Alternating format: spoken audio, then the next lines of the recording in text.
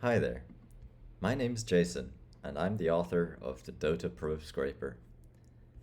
You could find this package on pyPI as dotascraper.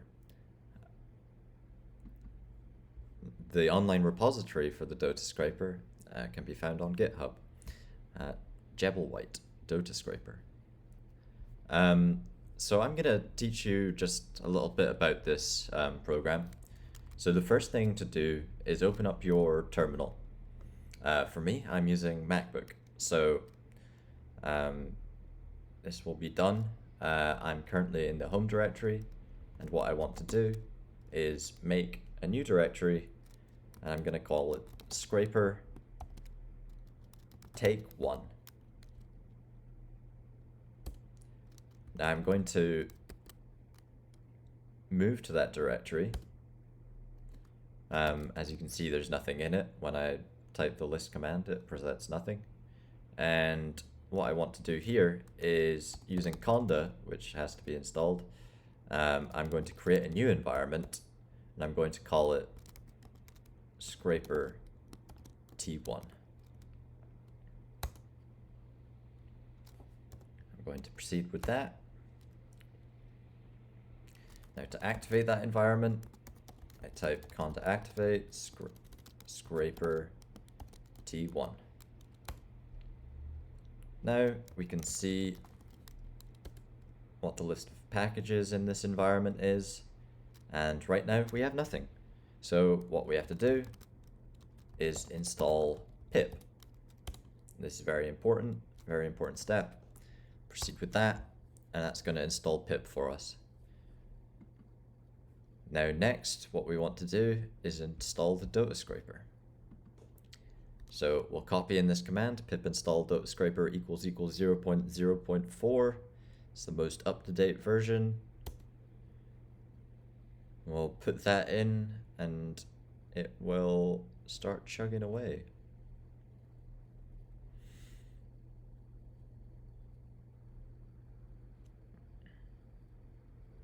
While it's doing that, we'll go ahead and grab the URL from the Git repository. So it's finished installing the package. So we will now git clone and then the URL. And so that's done quite quickly. And now you can see we have a new directory within scraper take one called dotascraper. So we're going to navigate to that and see what's inside that. So we have a number of files and a number of directories. Inside dotaproscraper, we have a file called template credentials db.json. So that looks something like this. And what you'll want to do is put in your AWS endpoint. And in this password section, put in your password. And then once you've done all that, rename the template to look more like this db credentials.json file. And this will make it so that when you run the module, it uses those credentials for your RDS database. So I've done that in a separate instance and copied the contents into the directory. So when I run the Python module dotaproscraper, it should just work.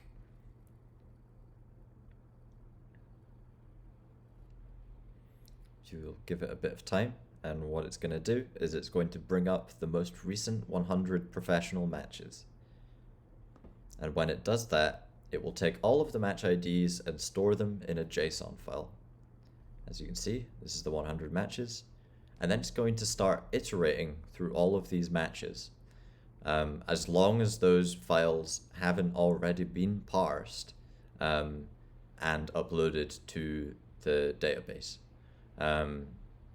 So it's going to go through all of these until it receives an error. And then once it's done that, it will push it to a JSON file and then use that JSON file. So here we go, here's an error. So it's going to use that JSON file to initialize a database, and then it's going to push the data to that database.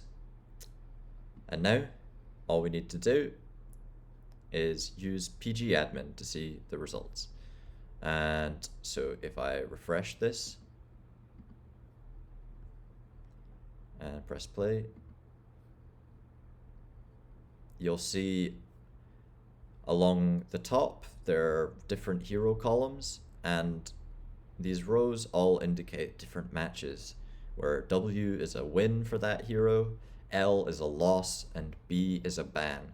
And if you know what Dota professional games are, then that will make a lot more sense to you. So if I were to query hero rates, we're going to see something that looks like this. And you have the hero in the rows, and then in the columns you have pick rate, ban rate, and win rate. And so we can order by the win rate and put it in descending order. And that will show us the heroes with the highest win rate, which at this current moment is Broodmother, a giant spider. Yeah, I hope you found this tutorial informative, and I look forward to following your Dota 2 professional analyst career very closely. Thank you very much. I've been Jason.